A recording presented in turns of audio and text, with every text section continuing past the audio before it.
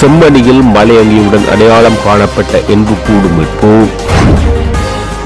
பலாலி விமான நிலையத்துக்கு காணி சுவீகரிக்க முயற்சி, குழப்பமடைந்த காணி உரிமையாளர்கள் சபா மண்டபத்துக்குள் அழைக்கப்பட்ட போலீசார்.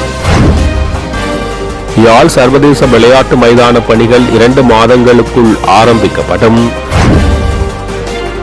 யாழில் காணி தொடர்பான பிரச்சினைகள் குறைந்துள்ளது, அரசாங்க அதிபர் தெரிவிப்பு. யாழில் சுற்றுலா அபிவிருத்தி தொடர்பில் விசேட கலந்துரையாடல். கண்டாவளை பிரதேச செயலகம் முன்பாக கவனஈர்ப்பு போராட்டம். பாராளுமன்றத்துக்கு தீ வைக்க வந்தவர் இப்போது நீதியமைச்சர் நாமல் ராஜபக்ச. இந்திய உயர்ஸ்தானிகருடன் 6 தமிழ் பேசும் கட்சிகள் சந்திப்பு, முக்கிய அரசியல் விடயங்கள் குறித்து கலந்துரையாடல். மன்னாரில் இரவு பகல் பாராது தொடர்ந்து இடம்பெறும் மின்தடை, மின் பாவனையாளர்கள் விசனம். செம்மணியில் நேற்றைய தினம் 43ஆம் நாள் அகழ்வு பணிகளின் போது 4 எண்புக்கூடுகள் புதிதாக அடையாளம் காணப்பட்டுள்ள நிலையில் ஏற்கனவே அடையாளம் காணப்பட்ட 2 எண்புக்கூடுகள் அகழ்ந்தெடுக்கப்பட்டுள்ளது. அத்துடன் மலையங்கியுடன் அடையாளம் காணப்பட்ட எண்புக்கூடு முழுமையாக அகழ்ந்தெடுக்கப்பட்டுள்ளது. அத்துடன் ஒரு மனித எண்புக்கூட்டு தொகுதி அடையாளம் காணப்பட்டுள்ளது. செம்மணி புதைகுழியில் 1ஆம் 2ஆம் மற்றும் 3ஆம் கட்டம் என இதுவரை 97 நாட்கள் அகழ்வு பணிகள் முன்னெடுக்கப்பட்ட நிலையில் 483 எண்புக்கூடுகள் அடையாளம் காணப்பட்டுள்ள நிலையில் 481 எண்புக்கூடுகள் முற்றாக அகழ்ந்தெடுக்கப்பட்டுள்ளது. செம்மணி சித்துப்பாத்தி மனித புதைகுழி வழக்கு 3ஆம் கட்டம் சிறு இடைவெளிக்கு பிற்பாடு 43ஆம் நாள் அகழ்வு பணி இன்று காலை 8 மணிக்கு யாழ் நீதவான் எஸ் லெனின்குமார் அவர்கள் முன்னிலையில் எடுத்துக்கொள்ளப்பட்டது. பேராசிரியர் ராஜ் சோமதேவ, சட்ட வைத்தியரி செல்லியா பிரடவன் அவர்களின் தலைமையில் சோகோ போலீசாருடன் இந்த அகழ்வு பணி ஆரம்பிக்கப்பட்டது. இன்று புதிதாக 4 மனித எச்சங்கள் அடையாளப்படுத்தப்பட்டன. அதிலிருந்து 2 முழுமையான மனித எண்பு தொகுதிகள் அகழ்ந்தெடுக்கப்பட்டதோடு ஒரு மனித எண்பு குவியல்களும் அதிலிருந்து அகழ்ந்தெடுக்கப்பட்டிருக்கிறது. அக்யூமுலேஷன் 39 என்று சொல்லப்படுகின்றது. அதே நேரம் உங்களுக்கு தெரியும் 467வது இலக்க மனித எண்பு தொகுதி மலை அங்கியுடன் காணப்பட்டது, இன்று அகழ்ந்தெடுக்கப்பட்டிருக்கிறது. அதிலிருந்து பிற சான்று பொருட்களாக பட்டனும் அதோடு மலை அங்கியோடு காணப்பட்ட பொத்தான் ஒன்றும், சப்பாத்து சொக்ஸ் ஒரு சோடியும் மலை அங்கியும் சான்று பொருளாக எடுக்கப்பட்டிருக்கின்றது. அதே நேரம் இந்த 3ஆம் கட்ட அகழ்வு பணிக்கு 2,22,50,000 ரூபா காசு ஒதுக்கப்பட்டு இந்த அகழ்வு பணி நடைபெற்று கொண்டிருக்கின்றது.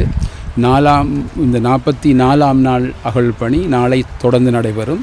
இந்த 3ஆம் கட்ட அகழ்வு பணி 56 நாள் நிதி ஒதுக்கீடு செய்யப்பட்டு இது தொடர்ந்து நடைபெற இருக்கிறது. அத்தோடு நாளை திறந்த மன்றில் இந்த வழக்கு அழைக்கப்பட இருக்கின்றது.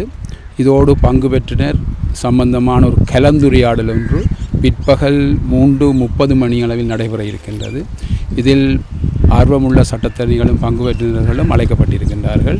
இந்த அகழ்வு பணி நாளை தொடர்ந்து நடைபெறும். அவர்கள் இன்று பேராசிரியர் ராஜ் சோமத் அவர்கள் அது சம்பந்தமாக பார்த்து அது சம்பந்தமாக ஆய்வு செய்வதற்காக அது ஆய்வுப் பொருட்களாக எடுக்கப்பட்டிருக்கின்றன. ஆய்வுகளின் பிற்பாடு அது சம்பந்தமாக கூறக்கூடியதாக இருக்கும். அது சம்பந்தமான ஆய்வு நாளை தான் அது சம்பந்தமாக ஆய்வுகள் செய்வதற்கான அறிவுறுத்தல்கள் கௌரவ மன்றாலே வழங்கப்பட இருக்கும் என்று நம்புகிறோம். யாழ்ப்பாணம் சர்வதேச விமான நிலையத்துக்கு காணி சுவீகரிக்கப்பட்ட மற்றும் சுவீகரிக்க அடையாளம் காணப்பட்ட காணி உரிமையாளர்களுடனான கலந்துரையாடல் கடும் குழப்பத்துடன் முடிவடைந்தது. விமான நிலையத்துக்கான காணி சுவீகரிக்கப்பட்ட மற்றும் சுவீகரிக்க அடையாளம் காணப்பட்ட காணி உரிமையாளர்களுக்கு காணிகளுக்கான இழப்பீட்டுத் தொகை வழங்குவது தொடர்பான கலந்துரையாடல் தெல்லிப்பளை பிரதேச செயலகத்தில் நடைபெற்றது. பிரதேச செயலாளர் தலைமையில் நடைபெற்ற கூட்டத்தில் மாவட்ட செயலாளர் மருதலிங்கம் பிரதீபனும் கலந்து கொண்டார். இழப்பீடுகளை பெற்றுக் கொள்வதற்கு சத்திய கடதாசியில் கையொப்பமிட வேண்டும் என கூறியதை அடுத்து சத்திய கடதாசியில் இழப்பீட்டுத் தொகையோ காணியின் விபரமோ எதுவும் இல்லாமல் சத்திய கடதாசி தெளிவற்று காணப்படுவதால் சத்திய கடதாசியில் கையெழுத்து வைக்க முடியாது என காணி உரிமையாளர்கள் தெரிவித்தனர். இதனையடுத்து அதிகாரிகளுக்கும் காணி உரிமையாளர்களுக்கும் இடையில் தர்க்கம் ஏற்பட்டதை அடுத்து மண்டபத்துக்குள் போலீசார் வரவழைக்கப்பட்டனர்.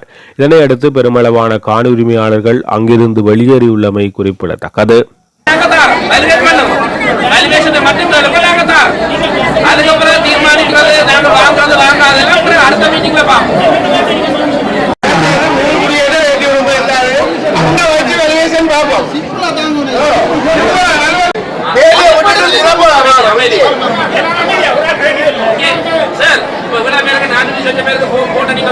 அதே மாதிரி மாத்திருக்கோம்.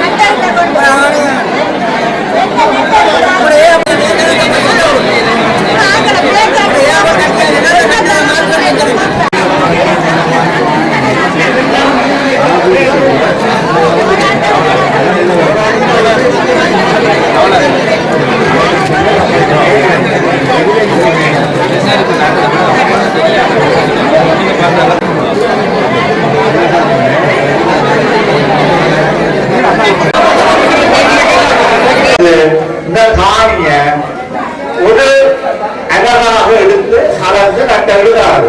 அப்ப நட்டெழுத மூலமாக நாங்கள் கேட்கிறாங்க 22ஆம் ஆண்டு 2026 ஆண்டு செக்ஷன் 7 ஓட்டப்பட்டபடியாக அந்த 2022ஆம் ஆண்டு வேல்யூவேஷன் தான் உங்களுக்கு பொறுமை தான் தரப்படும்.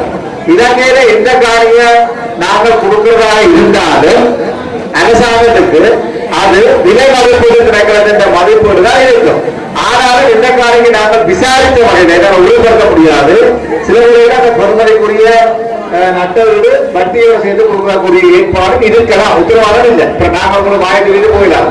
அப்ப என்னன்னா 2022ஆம் ஆண்டு பொறுமதி தான் இதில் பாதிக்கப்படும். அவன் பதுக்கே இல்லை. இலங்கையில அரசாங்கத்தின் விலையில மதிப்பீடு செய்வது விலை மதிப்பீடு கிடைக்கிறதா செய்யும். இப்ப காணிக்க நீங்க 86ஆம் ஆண்டு பெறுவதைக்கும் 2022ஆம் ஆண்டு பெறுவதைக்கும் 2026ஆம் ஆண்டு பெறுவதைக்கும் 2040ஆம் ஆண்டு பெறுவதற்கு காணிக்கு வித்தியாசம் இருக்கின்றது. நீங்கள் கேட்டுக்கொள்வீங்க, நாங்கள் கேட்டுக்கொள்வோம். இதுல பெறுமதி 2022ஆம் ஆண்டு பெறுமதி. இதே வேளையில உங்களோட ஏற்கனவே பிரதேச செயலாளர் கடிதம் எடுத்திருக்கிறார், நீங்க அதை காணிக்க எதிர்பார்க்கிறீங்க. அது கூட எதிர்பார்ப்பு இப்போ உங்களுக்கு தெரியும். நீங்க எதிர்பார்த்து போடுறது தெரியும். அது போடுறது தெரியும். மன்னார் பகுதியில் கடந்த சில நாட்களாக இரவு பகல் பாராது தொடர்ச்சியாக அடிக்கடி மின்தடை ஏற்படுவதாகவும் இதனால் மின் பாவனையாளர்கள் பல்வேறு அசௌகரியங்களுக்கு முகம் கொடுத்து வருவதாக தெரிவிக்கப்படுகிறது. அடிக்கடி மின்தடை காரணமாக எதிர்வரும் புலமை பரிசில் பரீட்சை மற்றும் உயர்தர பரீட்சைகளுக்கு தோற்றும் மாணவர்கள் பல்வேறு இடர்களுக்கு முகம் கொடுத்து வருவதாக விசனம் தெரிவித்தனர். மன்னார் மாவட்டத்தில் அண்மை காலமாக சீரான மின் விநியோகம் இடம்பெற்று வந்த நிலையில் தற்போது தொடர்ச்சியாக இரவு பகல் பாராது மின்தடை ஏற்பட்டு வருகிறது. திடீரென இரவு பகல் பாராது மின்தடை ஏற்படுவதால் மின் பாவனையாளர்களின் மின் உபகரணங்கள் சேதமடைவதாக தெரிவிக்கப்படுகிறது. மேலும் கடந்த காலங்களில் பரீட்சை காலம் நெருங்குகின்ற போது மன்னாரில் அடிக்கடி மின்தடை ஏற்படுவதை போன்று தற்போது புலமை பரிசில் பரீட்சை மற்றும் உயர்தர பரீட்சை நெருங்கும் காலப்பகுதியில் குறித்த மின்தடை இடம்பெற்று வருவதாக மின் பாவனையாளர்களும் மாணவர்களும் விசனம் தெரிவித்துள்ளனர். குறித்த மின்தடை தொடர்பாக மன்னார் மின்சார சபை அதிகாரிகள் மற்றும் வடக்குக்கு பொறுப்பான மின்சார சபை அதிகாரிகள் உரிய பதிலை வழங்குவதில்லை என பாதிக்கப்பட்டவர்கள் விசனம் தெரிவித்துள்ளனர். இலங்கையில் தமிழ் மக்களின் அரசியல் எதிர்காலம் மற்றும் தற்போதைய அரசியல் சூழ்நிலை குறித்தும் தமிழ் பேசும் 6 அரசியல் கட்சிகளின் பிரதிநிதிகள் இலங்கைக்கான இந்திய உயர்ஸ்தானிகர் சந்தோஷ் ஜாவை சந்தித்து விரிவான கலந்துரையாடலில் ஈடுபட்டனர். இந்த சந்திப்பின் போது தமிழ் மக்களின் அரசியல் உரிமை, அதிகார பகிர்வு, வடக்கு மற்றும் கிழக்கின் அபிவிருத்தி, நல்லிணக்கம் மற்றும் நீடித்த அரசியல் தீர்வு உள்ளிட்ட பல்வேறு விடயங்கள் குறித்து கருத்துக்கள் பரிமாற்றப்பட்டதாக தெரிவிக்கப்படுகிறது. சுற்றுலாத்துறை பிரதி அமைச்சர் ருவன் ரணசிங்கவின் பங்கேற்புடன் யாழில் சுற்றுலாத்துறை சார்ந்த முக்கிய கலந்துரையாடல் இடம்பெற்றது. யாழில் உள்ள தனியார் விருந்தினர் விடுதியில் இடம்பெற்ற கலந்துரையாடலில் பாராளுமன்ற உறுப்பினர்களான கருணைநாதன் இளங்குமரன், ரஜீவன் ஜெயச்சந்திரமூர்த்தி ஆகியோரும் வடக்கு மாகாண சுற்றுலா அபிவிருத்தி பணியக தலைவர் விவேகானந்தன் உள்ளிட்ட சுற்றுலாத்துறை சார்ந்த அதிகாரிகள், சுற்றுலா போலீசார், முதலீட்டாளர்கள், சுற்றுலா வழிகாட்டிகள் என பலரும் கலந்து கொண்டனர். இதன்போது சுற்றுலாத்துறை சார்ந்த நிலவும் பிரச்சினைகள், சவால்கள் தொடர்பாக கலந்துரையாடப்பட்டு அது பற்றி எடுக்க வேண்டிய நடவடிக்கைகள் தொடர்பில் ஆராயப்பட்டது. காரைநகர், கசூரினா கடற்கரை, நெடுந்தீவு உள்ளிட்ட சுற்றுலா பகுதிகளுக்கு விஜயம் செய்த பிரதியமைச்சர் அங்குள்ள குறைநிறைகளை கேட்டறிந்து கொண்டதுடன் எதிர்காலத்தில் செய்ய வேண்டிய விடயங்களையும் ஆராய்ந்தார். சஜித் பிரேமதாச அமைச்சராக இருந்த காலத்தில் 2018ஆம் ஆண்டு வழங்கப்பட்ட வீட்டு திட்டத்துக்கான நிதியை வழங்க வலியுறுத்தி கிளிநொச்சி மாவட்டத்தின் கண்டாவளை பிரதேச செயலகத்தைச் சேர்ந்த மக்கள் சிலர் நேற்றைய தினம் கண்டாவளை பிரதேச செயலகம் முன்பாக கவனஈர்ப்பு போராட்டத்தில் ஈடுபட்டனர். 2018ஆம் ஆண்டு தமக்கு தேசிய வீடமைப்பு அதிகார சபையினால் வழங்கப்பட்ட வீட்டு திட்டமானது இடைநடுவில் கைவிடப்பட்ட நிலையில் தமது நகைகளை அடகு வைத்து தங்களுடைய பணத்தில் ஓரளவு பூர்ணப்படுத்தப்பட்ட நிலையில் வாழ்ந்து வருவதாகவும், தற்போது டிட்வா புயலினால் பாதிக்கப்பட்டவர்களுக்கு 50 லட்சம் ரூபாய் வீட்டு திட்டம் வழங்கப்படுகிற நிலையில் அதனுள் தங்களை உள்வாங்கி தமது வீட்டு திட்ட மிகுதி பணத்தை வழங்குமாறு கவனஈர்ப்பு போராட்டத்தில் ஈடுபட்டனர். தமது கோரிக்கை அடங்கிய மகஜரை கண்டாவளை பிரதேச செயலாளர் தங்கவேலாயுதம் பிருந்தாகரனிடம் கையளித்தனர்.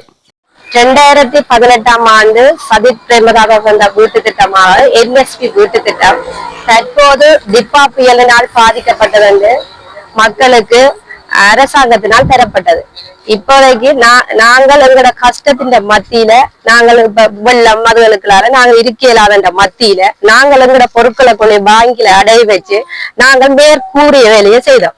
அதால இப்ப சொல்லியிருக்கிறோம் என்னன்னு சொன்னா, நீங்கள் கூரை வேலை செய்ததுக்காக உங்களுக்கான வீட்டு திட்டம் இப்போதைக்கு நிறுத்தப்பட்டுள்ளது என்று சொல்லி, அப்ப எங்களுக்குள்ள எவ்வளவு கஷ்டம் எவ்வளவு மத்தியில நாங்கள் அந்த கூறிய போட்டோம்ன்றது எங்களுக்கு தான் தெரியும். அப்ப இதால எங்களோட வீட்டு திட்டத்தை இப்ப எங்களோட வீட்டு திட்டம் ஓகே ஆகி எல்லா பயிலுமே நாங்க கொடுத்துட்டோம். எல்லாமே ஓகே ஆகி வந்து தற்போது நீங்கள் கூரை போட்டதுக்காக உங்களோட வீட்டு திட்டம் நிறுத்தப்பட்டுள்ளது என்று எங்களுக்கு தெரிய வந்துள்ளது. நாட்டில் உள்ள அழகான கடற்கரைகளில் ஒன்றாக கசூரினா கடற்கரை காணப்படுகிறது. இதன் அபிவிருத்தி பணிகளை 1 மாத காலத்துக்குள் தொடங்கி இவ்வருட இறுதிக்குள் முடிப்பதற்கு எதிர்பார்த்துள்ளதாக சுற்றுலாத்துறை பிரதி அமைச்சர் பேராசிரியர் ருவன் ரணசிங்க தெரிவித்தார். யாழ்ப்பாணத்துக்கு 2 நாள் விஜயம் மேற்கொண்டுள்ள சுற்றுலாத்துறை பிரதி அமைச்சர் நேற்று முன்தினம் திங்கட்கிழமை கசூரினா கடற்கரை பகுதிக்கு விஜயம் மேற்கொண்டு கடற்கரை பார்வையிட்ட பின்னர் அவர் ஊடகங்களுக்கு கருத்து தெரிவிக்கும் போது இந்த விடயத்தை தெரிவித்தார். கசூரினா கடற்கரையை அழகுபடுத்தி அபிவிருத்திகளை முன்னெடுக்க இந்த ஆண்டு 40 மில்லியன் ரூபாய் ஒதுக்கப்பட்டுள்ளது. வெளிநாட்டு அலுவலர்கள், வெளிநாட்டு வேலைவாய்ப்பு மற்றும் சுற்றுலா அமைச்சகத்தின் நிதி உதவியின் கீழ் இந்த ஆண்டுக்கு இந்த பகுதியை ஒரு கடற்கரை பூங்காவாகவும் சிறுவர் பூங்காவாகவும் படகு சேவைகளை மேம்படுத்தும் நடவடிக்கை எடுக்கவுள்ளோம். நாட்டின் மிக அழகான கடற்கரைகளில் ஒன்றான கசூரினா கடற்கரைக்கு நாட்டின் பல்வேறு பகுதிகளிலுமிருந்து வெளிநாடுகளிலிருந்தும் ஏராளமான சுற்றுலா பயணிகள் இங்கு வருகை தருகின்றனர். எனவே இந்த பகுதியின் அடிப்படை உட்கட்டமைப்பு, சுற்றுலா வசதி மற்றும் பொழுதுபோக்கு நடவடிக்கைகளை மேம்படுத்துவதே எங்கள் நோக்கமாகும். குறிப்பாக படகு சேவை, படகு துறைமுகம், பாதுகாப்பு வசதிகள் இந்த திட்டத்தின் கீழ் வருகின்றது. வடமாகாண சுற்றுலா வளர்ச்சி பணியகமும் பிரதேச செயலகமும் இணைந்து இந்த திட்டத்தை ஒருங்கிணைக்கிறது. எனவே இன்னும் 1 மாதத்துக்குள் இதற்கான பணிகளை தொடங்கி இந்த ஆண்டுக்குள்ளேயே இந்த திட்டத்தை நிறைவு செய்ய திட்டமிட்டுள்ளோம் என தெரிவித்தார். பாராளுமன்றத்தை தீ வைத்து கொளுத்த வந்தவரை நீதியமைச்சராக வைத்திருக்கும் அரசாங்கம் எதிர்க்கட்சி எவ்வாறு நடந்து கொள்ள வேண்டும் என பேசுகிறது என பாராளுமன்ற உறுப்பினர் நாமல் ராஜபக்ச தெரிவித்தார். பாராளுமன்ற அமர்வில் நேற்றைய தினம் உரையாற்றும் போது அவர் இதனை தெரிவித்தார். தெரிந்தே பொய் சொல்லும் 159 பேரை கொண்ட அரசாங்கம் இது. முதலில் அரசாங்கம் ஒன்று எவ்வாறு நடந்து கொள்ள வேண்டும் என்பதை தெரிந்து செயற்படுங்கள். இந்த நாட்டின் நீதித்துறை சுயாதீனமாக இருக்க வேண்டும். ஆனால் போலீசார் முன்வைக்கும் சான்றுகளின் அடிப்படையில் தான் நீதிபதிகள் செயற்படுகிறார்கள். போலீஸ் துறை முற்றிலும் அரசியல்மயமாக்கப்பட்டுள்ளதுடன் அரசாங்கத்தின் ஒரு கைக்கூலியாக போலீசார் மாறியிருக்கிறார்கள். நான் போலீஸ் அதிபரிடம் கேட்டுக்கொள்வது என்னவென்றால், இந்த அரசியல் வலைக்குள் சிக்க வேண்டாம். போலீஸ் அதிபர் JBPயின் பலபத்த அலுவலகத்தின் போலீஸ் அதிபரை போன்றுதான் நடந்து கொள்கிறார். இது மறைக்க வேண்டிய விஷயம் அல்ல, முழு நாட்டுக்கும் தெரியும். போலீஸ் ஊடக பேச்சை கேட்கும் போது அது ஏதோ அரசாங்கத்தின் ஊடக பேச்சாளர் பேசுவது போல உள்ளது. இதற்கு முன்னர் இதே போன்று கட்சிகளுக்கு பக்கசார்பாக செயற்பட்ட போலீஸ் அதிபர்களுக்கு என்ன நடந்தது என்பது குறித்து யோசித்து பாருங்கள் என தெரிவித்துள்ளார். யாழ்ப்பாண சர்வதேச விளையாட்டு மைதானத்தின் நிறுத்தப்பட்ட பணிகள் மிக விரைவில் மீள ஆரம்பிக்கப்படும் என விளையாட்டுத்துறை மற்றும் இளைஞர் விவகார அமைச்சர் சுனில் குமார கமகே தெரிவித்துள்ளார். யாழ்ப்பாணம் தையிட்டி ஸ்டார் விளையாட்டுக் கழக கரப்பந்தாட்ட மைதான நவீனமயமாக்கல் பணிகளுக்கான அடிக்கல் நாட்டு விழாவில் கலந்து கொண்டு ஊடகங்களுக்கு கருத்து தெரிவித்த போது அவர் இந்த விடயத்தை குறிப்பிட்டார். எமது அரசாங்கம் கடந்த 1.5 வருட காலங்களில் யாழ்ப்பாணத்தில் விளையாட்டுத்துறையை மேம்படுத்துவதற்காக பல திட்டங்களை தொடங்கியுள்ளது. அந்த வகையில் யாழ்ப்பாணத்தில் சர்வதேச கிரிக்கெட் மைதான பணிகள் தொடங்கப்பட்டது. இருப்பினும் இலங்கையின் கிரிக்கெட் சபையின் நிர்வாகத்தில் ஏற்பட்ட மாற்றங்கள் மற்றும் பிரச்சினைகள் காரணமாக இந்த திட்டம் தற்காலிகமாக நிறுத்தப்பட்டுள்ளது. இன்னும் 1-2 மாதங்களில் பிரச்சினைகளுக்கு தீர்வு காணப்பட்டு பணிகள் மீண்டும் தொடங்கும். அதேபோன்று யாழ்ப்பாண நகர பகுதியில் உள்ளரங்க விளையாட்டு அரங்கம் அமைக்கும் பணிகள் தொடங்கப்பட்டன. இந்த திட்டம் செப்டம்பர் மாதத்துக்குள் நிறைவடையும் வகையில் திட்டமிடப்பட்டிருந்தது. ஆனால் அரசியல் நோக்கங்களுக்காக சில நீதிமன்றத்தில் தொடர்ந்து வழக்கினால் உள்ளரங்க விளையாட்டு அரங்கத்தின் பணிகள் தற்போது இடைநிறுத்தப்பட்டுள்ளது. அந்த வழக்கு முடிவடைந்ததும் பணிகள் மீண்டும் தொடர நடவடிக்கை எடுக்கப்படும். இளைஞர்கள் போதைப் பொருள் போன்ற தீய பழக்கங்களில் ஈடுபடாமல் விளையாட்டு மற்றும் நல்வழியில் அவர்களை வெளிப்படுத்துவதே எமது அரசாங்கத்தின் முதன்மை நோக்கம் என தெரிவித்தார். இனம், மதம், வடக்கு, தெற்கு போன்ற எந்த பாகுபாடுமின்றி அனைத்து மக்களையும் இளைஞர்களாக ஒன்றிணைத்து அமைதியான வாழ்வை அமைப்பதே இந்த அரசாங்கத்தின் இலக்காகும் என தெரிவித்தார்.